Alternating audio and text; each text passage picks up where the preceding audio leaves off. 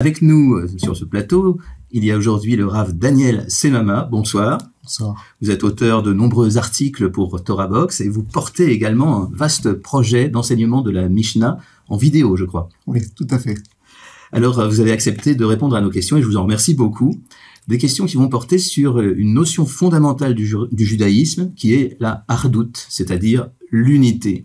Eh bien, les rabbinim, le Talmud, les poskim insistent beaucoup sur cette notion et invitent le peuple juif, le peuple d'Israël, à être unis, à s'unir, à abandonner les divisions et les controverses inutiles. Mais on peut se demander en premier lieu quel est disons le shoresh, la racine spirituelle de l'unité. Est-ce qu'elle se trouverait pas peut-être dans la notion même d'unité divine? Tout à fait. En fait, quand Dieu est parfait, et quand il a créé son monde, il a créé un monde harmonieux, tout parfait, et il a placé l'homme Adam Rishon dans ce monde. Seulement, Adam, c'est comme ça que rapportent les commentateurs, il avait sa conception. Et il a voulu un petit peu, quelque part, être comme un Dieu, dans le sens qu'il a voulu lui-même changer un peu cet ordre divin.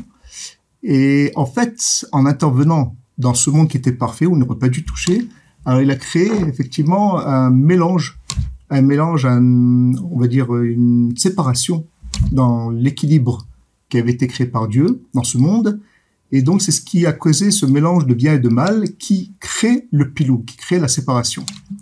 Et en fait, c'est un petit peu le tikkun d'Adam Rishon, c'est justement parce que c'est associé, c'est à la fois d'admettre la divinité, donc de casser un peu son ego et de réparer en assemblant tout ce qui a été un peu divisé et séparé. Voilà. Ce que vous dites là fait écho, prend sa source, disons, dans la pensée mystique d'Israël, notamment dans la Kabbalah. Tout à fait. L'idée d'unité fondamentale qui réside au fondement du monde, et ensuite la faute qui crée la division. La réparation du monde commence avec Abraham, Yitzhak, Yaakov. En fait, c'est le peuple juif qui va réaliser ce que l'humanité aurait dû faire. Et justement, pour réaliser ça, il a fallu un peuple qui, avec toutes ses différences, parce que c'était pas intéressant de créer des hommes qui se ressemblent tous et qui ont tous la même façon de penser, la même façon de se conduire, avec leur diversité. Et justement, ils vont essayer, c'est un peu le pari du clan d'Israël, malgré leur diversité, de pouvoir vivre en communauté, ensemble, et exprimer une unité dans le monde. Et d'ailleurs, ce moment le plus fort qu'on aura dans l'histoire, c'est quand ils recevront la Torah, où nos sages disent que là, tout le clan d'Israël était uni pour recevoir, parce qu'à ce moment-là, en fait, ils acceptaient la parole divine et ils acceptaient un petit peu chacun d'exprimer, de trouver leur place face à la divinité qui allait leur proposer ce message divin qui allait les élever, qui allait permettre de réaliser un peu la réparation du monde. Donc on peut dire que l'unité du peuple au pied du Sinaï, tous les hommes d'Israël, hommes, femmes, enfants, unis d'un seul et même cœur, c'est une condition pour recevoir la Torah elle-même.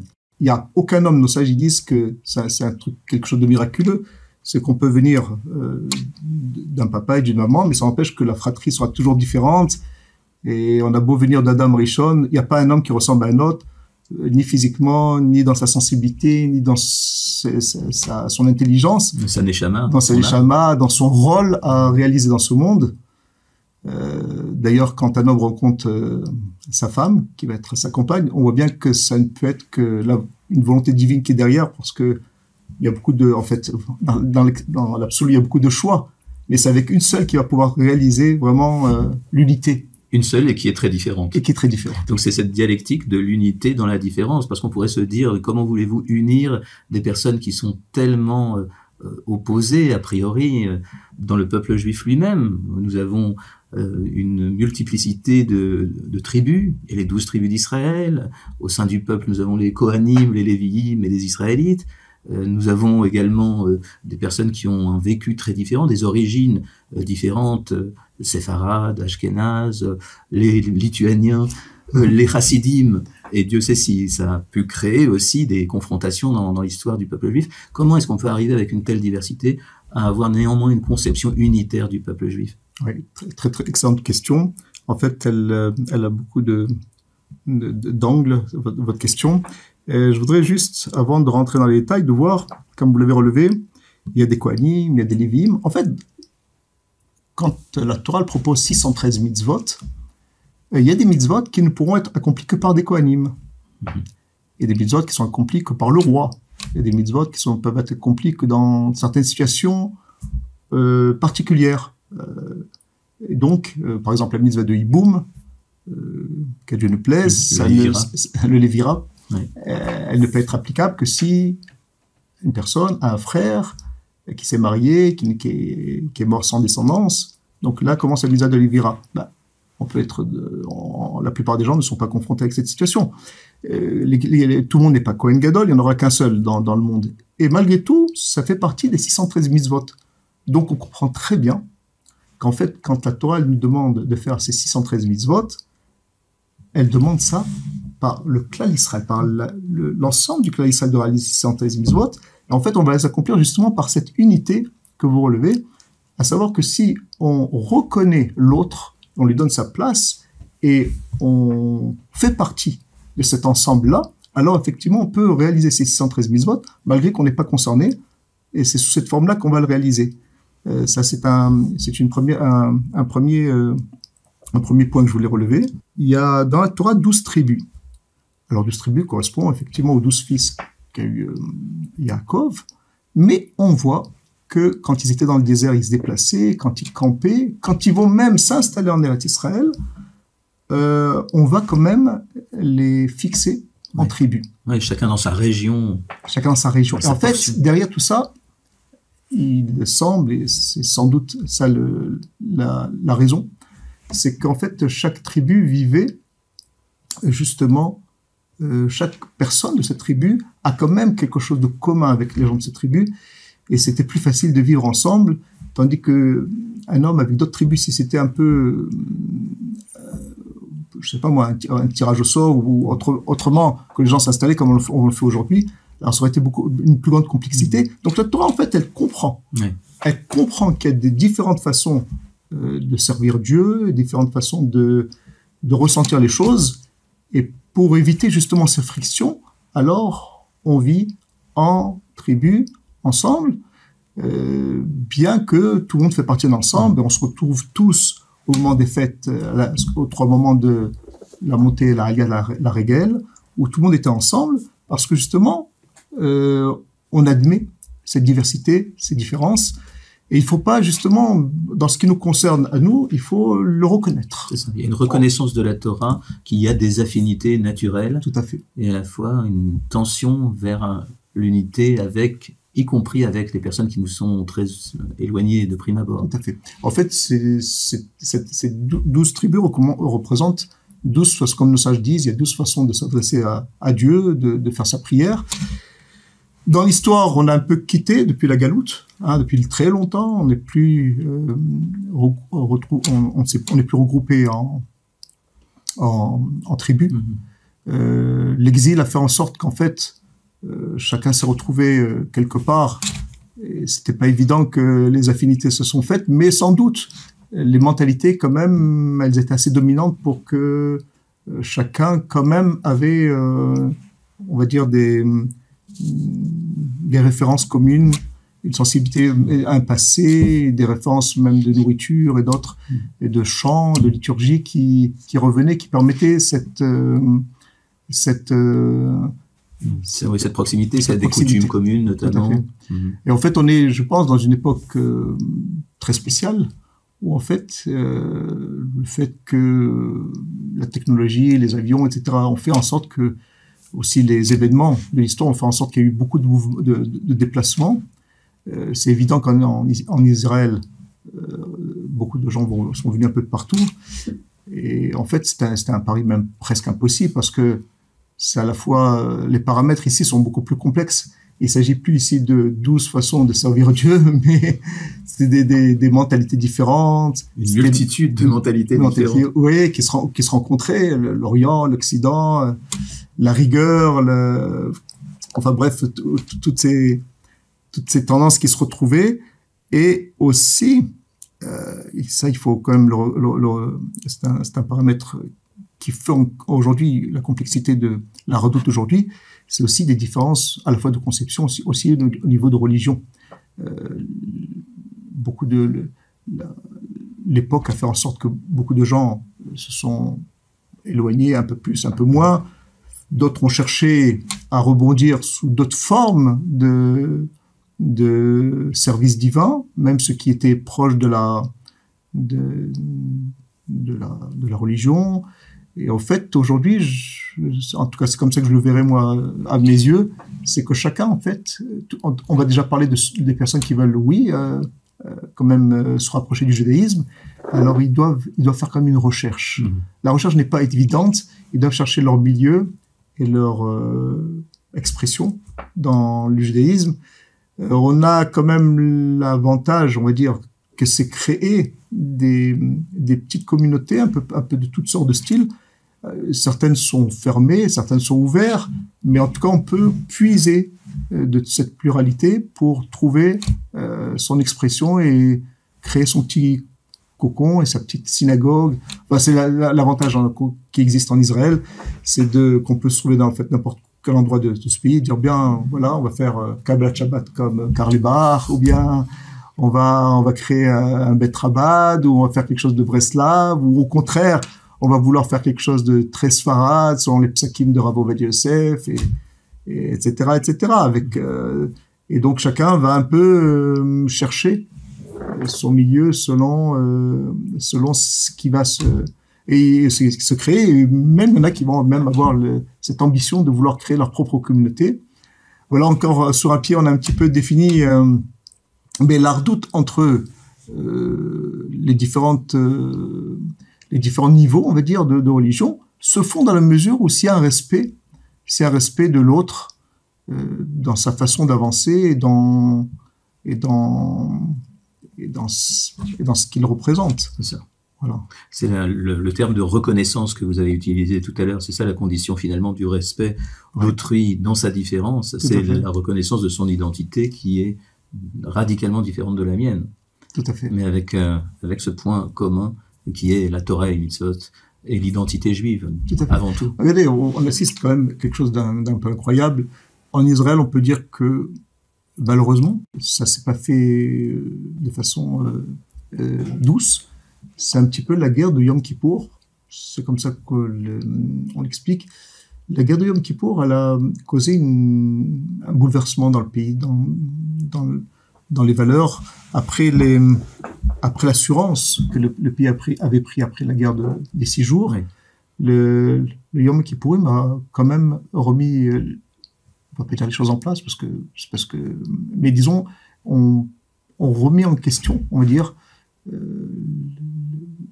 l'avenir d'Israël, et on a cherché à comprendre qu'est-ce que c'est d'être juif, pourquoi on est là. Et là a commencé on va dire le mouvement de la Tchouva, où il y a un retour aux sources, oui, où on cherche un peu à comprendre pourquoi on est juif, pourquoi on nous en veut, pourquoi on croit qu'on est en sécurité, mais on peut ne plus l'être d'un moment à l'autre. Et donc on est obligé de se tourner vers quelque chose de plus fondamental et plus profond, et on retourne à nos sources. Et ce mouvement-là, il se développe, il continue à se développer. Et là aussi, dernièrement, depuis le 7 octobre, on assiste à un boom un géant, oui, de retour aux sources, parce que les gens comprennent que c'est seulement sous cet angle qu'on peut expliquer l'histoire et qu'on peut même envisager l'avenir, parce qu'on comprend qu'on a besoin d'une protection divine, et que cette protection divine, elle est un petit peu conditionnée d'un rapprochement. Et quelque part, ce rapprochement, au contraire, il permet de mieux comprendre sa place et mieux comprendre l'autre aussi. Parce qu'effectivement, quand on réalise qu'on a une neshama, on a une âme divine, alors on la respecte la sienne, et on respecte aussi l'âme divine qui est en face de soi. Vous faites un parallèle entre la guerre de Kippour et les événements désastreux du 7 octobre. Mais effectivement, le point commun qu'on peut trouver entre les deux situations, c'est que dans l'un et l'autre cas, la société israélienne était très divisée avant le déclenchement de la guerre. Et la guerre, paradoxalement, a servi de ferment d'unité. Les gens sont beaucoup plus prêts, après un tel dévoilement d'hostilité et de haine contre nous, beaucoup plus prêts à se rapprocher et à admettre les différences qu'ils ont en face d'eux. Oui, tout à fait. Je pense que ça, c'est la force des Juifs. Ça, c'est la force des Juifs, c'est que devant un événement dramatique, déjà, la guerre du Yom Kippour était terrible, et de ce qui s'est passé dernièrement aussi était terrible, c'est que, au lieu de s'accuser, on reviendra dans un instant sur ça, au lieu de s'accuser, au lieu de dire, de chercher qui est le fautif, d'accuser un tel, etc., bien qu'on en reviendra dans un instant, comme j'ai dit, que certains médias, malheureusement, cherchent à entretenir un peu cette scission dans le peuple lui-même, il ne réagit pas comme ça. Le juif lui-même ne réagit pas comme ça, et il dit, non, c'était la discorde, c'était le manque d'union entre nous, et il faut que ça change. Il y a une différence entre les hautes sphères du pouvoir ou bien le monde journalistique et le peuple. Moi, je le ressens comme ça. L'aspiration à l'unité est très présente dans le peuple. Oui, moi, je le ressens comme ça. J'ai l'impression qu'il y a des gens qui comprennent que ils n'arrivent pas, en tout cas dans leur métier, peut-être même, à rebondir et à comprendre que demain, peut-être qu'il faut changer de langage et que le peuple aspire à quelque chose d'autre. Peut-être ils craignent qu'on va se tourner vers les rabbins au lieu de se tourner vers eux. En tous les cas, il y a, je ne sais pas si dans les politiciens on voit ça, mais surtout dans la presse, dans certaines presses. On va pas mettre toute la presse ensemble, mais certains journaux, de ceux qui le lisent ici en Israël, ils savent très, très bien de quoi je fais référence, continuent de façon maladive, on va dire, à toujours chercher à accuser, évidemment, ce sera toujours le chef d'État Netanyahou, ce sera toujours qu'est-ce qui n'a pas été, on va faire des enquêtes, etc., etc. Le peuple ne réagit pas comme ça. Oui. Enfin, les enquêtes sont nécessaires pour tirer au clair les causes des failles qui ont eu lieu, mais pas l'accusation. Exactement. Oui, très bien. Vous avez raison. Bien sûr, parce que en fait, de savoir qu'est-ce qui n'allait pas permettrait éventuellement à l'avenir, que Dieu nous plaise, de se retrouver dans une même situation. Mais le peuple ne réagit pas comme ça. Le peuple réagit tout de suite spontanément, mais ça s'est fait en 24 heures. Hein. Et même moins que ça, il y a des gens qui sont immédiatement partis dès qu'ils ont entendu dire qu'il y avait des atrocités qui se commettaient dans le Rével à Haza. Ils sont partis immédiatement sans même attendre un appel de mobilisation pour aider, pour évacuer des gens. Ah oui, tout de suite on a vu. Alors là, en Israël, c'était très visible que déjà le lendemain, il y avait une ardoute extraordinaire, une solidarité incroyable. Chacun voulait aider l'autre. Ça pouvait, c'est pas seulement aider un soldat. Si quelqu'un il cherchait dans sa poche de la monnaie, quelqu'un lui dit tu as besoin de quelque chose. C'est ça.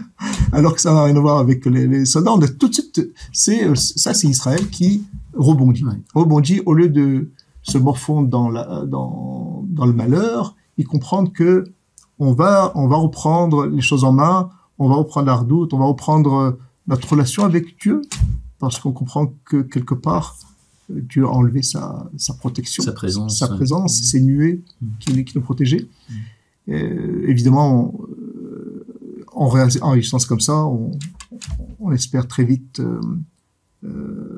retrouver la paix dans nos frontières, parce que en fait, c'est la Torah qui le dit que quand les Israël eux-mêmes se conduisent comme la Torah le demande, et qu'il y a aussi le shalom entre les Juifs, parce que ça aussi, ça fait partie du mitzvah,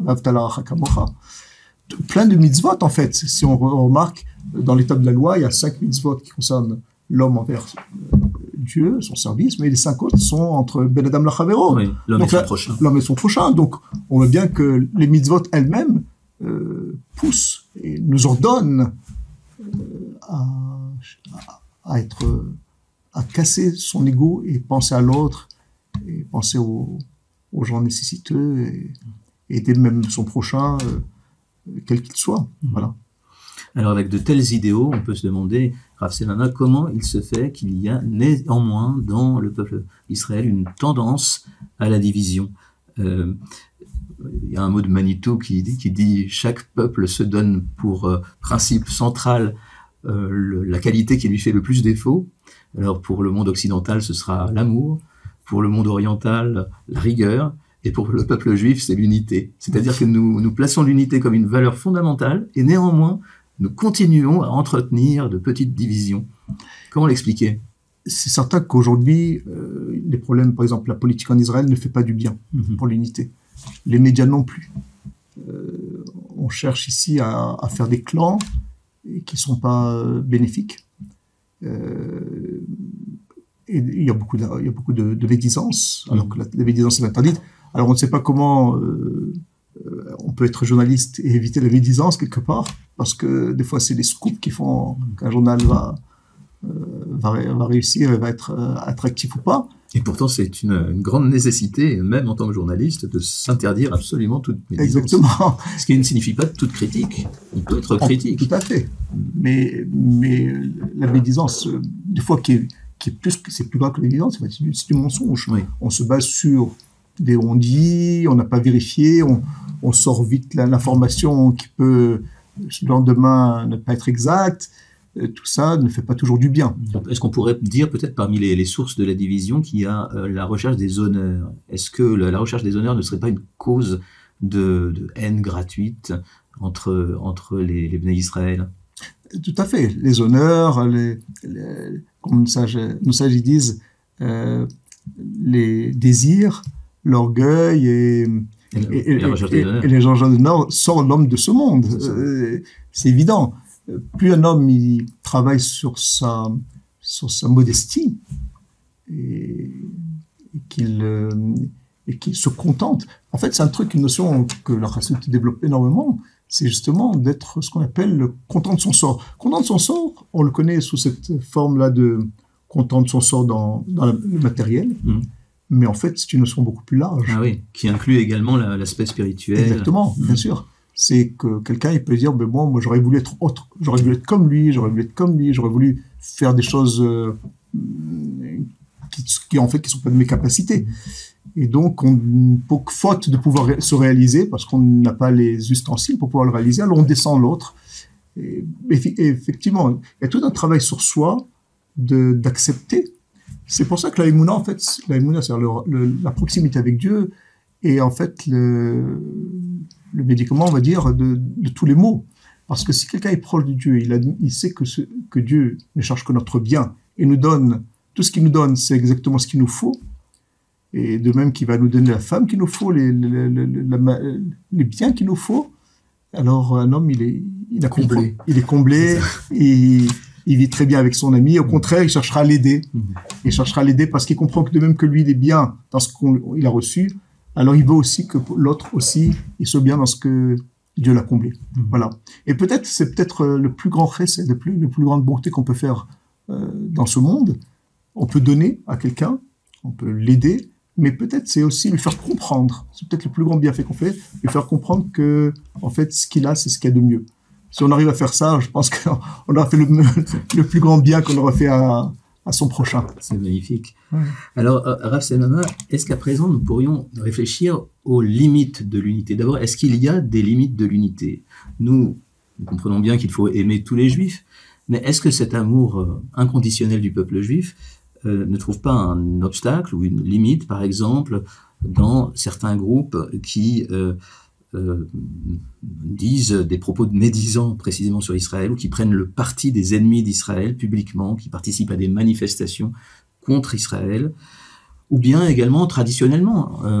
Il me semble que ceux qui enfreignent la Torah et les mitzvot en public, le Talmud les considère comme se mettant en dehors du klal, en dehors de l'ensemble de la communauté d'Israël. Est-ce que c'est toujours le cas aujourd'hui?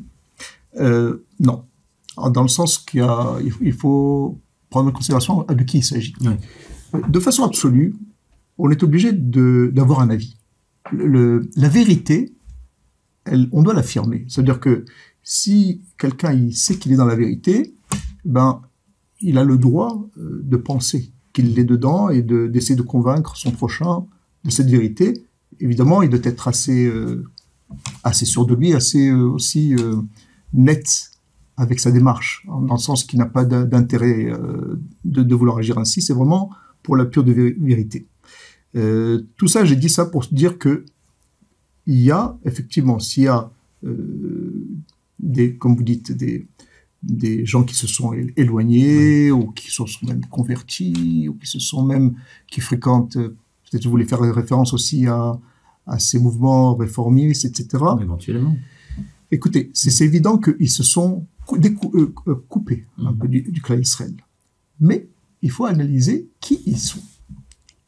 Dans le sens que on doit absolument condamner ce mouvement, parce qu'il correspond à quelque chose de passoul, de quelque chose qui n'est pas reconnu. Qui est invalide. Mais l'individu qui est là-bas, il peut être, et c'est souvent le cas, des gens qui, déjà de leurs parents, de leurs grands-parents, ont été entraînés et n'ont pas toujours le recul et la vérité devant eux pour pouvoir choisir. Et notre rôle, c'est en fait d'essayer, à la mesure possible, à toutes ces personnes, de pouvoir leur faire connaître. On l'a vu même avec les événements qui se sont passés dernièrement, donc du 7 octobre, les événements malheureux, que dans certaines personnes qui faisaient partie justement de ces groupes-là, qui avaient même une critique avec la politique d'Israël envers les Palestiniens, etc., et qui pouvaient être carrément de façon systématique contre Israël, aujourd'hui réalisent et changent leur position. Ils peuvent même écouter arabe, alors qu'hier ils n'écoutaient pas. On a connu autour de nous des gens qui étaient très loin, on a connu des gens qui étaient même dans des sectes chrétiennes ou libéraux, etc., qui ont fait tchouva. On voit bien que ces personnes-là, si depuis le début on avait dit ils sont là-bas, ils n'ont plus rien à faire avec chez nous, on n'en veut pas. On aurait pas dû des Neshamot. La plupart des gens aujourd'hui, il faut bien comprendre que le clan Israël s'est éloigné du judaïsme déjà depuis 2 siècles, ou peut-être plus. Ça a fait des dégâts un peu partout, et aujourd'hui, c'est les karev, ça veut dire les rapprocher.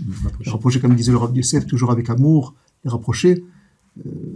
Évidemment, il faut savoir s'y prendre, il faut du tact, il faut des arguments, mais c'est ça, je pense que c'est plus par notre propre attitude. Si on se conduit de façon droite et sincère, alors de toute façon, on dégage quelque chose de positif qui pourra rapprocher. Il y a aujourd'hui, comme le fait Torah Boss, comme le font Idabrout, comme le font beaucoup de sites, il y a aussi cette possibilité aujourd'hui qu'on permet à toute personne même qui n'oserait pas mettre le pied dans une synagogue ou on rentrait dans une librairie juive, d'acheter un livre pour savoir qu'est-ce que c'est que le judaïsme parce qu'il aurait honte. Aujourd'hui, on lui donne la possibilité. Celui qui veut, il peut regarder, il peut s'intéresser.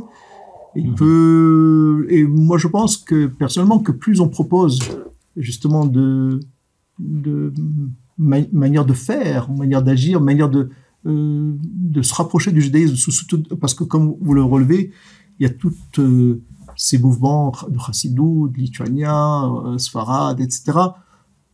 Chacun va, on espère, en tout cas, chacun va trouver son milieu, oui, son approche. Mais en tous les cas, plus on diversifie, on apporte de différents intervenants, plus on donne une possibilité à chacun peut-être de dire voilà, c'est ce message qui me parle et j'ai envie de connaître. Donc là, à vous entendre, on comprend que la notion d'unité est en quelque sorte sans limite, tout au moins à l'égard des individus. Tout à fait. Mais en ce qui concerne s'il s'agirait de quelqu'un qui était déjà dans la Torah, dans le sens qu'il était, et pas qu'il a été éduqué par ses parents et qu'il a mal été éduqué, mais quelqu'un qui vraiment avait compris et qui un jour décide de s'éloigner. Écoutez, ça a toujours existé. On a eu dans l'histoire, malheureusement, dans l'histoire, il y a eu ce qu'on appelle des renégats. Il y a eu des gens qui ont causé du mal aux Juifs. Si on a brûlé le Talmud, c'est que forcément, personne ne comprenait qu'est-ce qu'il y avait dans le Talmud, si ce n'est que des Juifs l'ont dévoilé aux chrétiens et autres. Des dénonciateurs. Des dénonciateurs, tout à fait. Il y en a eu dans l'histoire. On doit reconnaître qu'il peut y en avoir, puisqu'il y en a eu dans l'histoire, il peut y en avoir même actuellement, mais de façon globale, ce sont à mon avis des exceptions. Même les jeunes qu'on voit, ce qu'on appelle Chosrei l'Sheila, ça veut dire qu'ils étaient dans un milieu pratiquant, ils s'éloignent. D'abord, il y en a beaucoup qui reviennent, parce qu'ils ont bien vu que c'était pas si attrayant que ça. Mais souvent, et c'est ce que disaient des éducateurs comme le Rav Yakovson, qui disaient que souvent ces gens-là, c'est des gens qui se sont éloignés de la Torah, pas parce qu'ils n'ont pas trouvé dans la Torah ce qu'il fallait, mais c'est une sorte de révolte, souvent avec les parents ou avec un maître qui n'a pas su, qui était trop sévère avec lui, ou autre raison, c'est plus de la révolte que des vraies raisons. Et donc pour cela même, nous pouvons continuer de prier et d'espérer dans leur teshuva. Il faut prier. Merci beaucoup, Rav Daniel Semama, pour ces paroles d'unité, précisément, et d'espoir.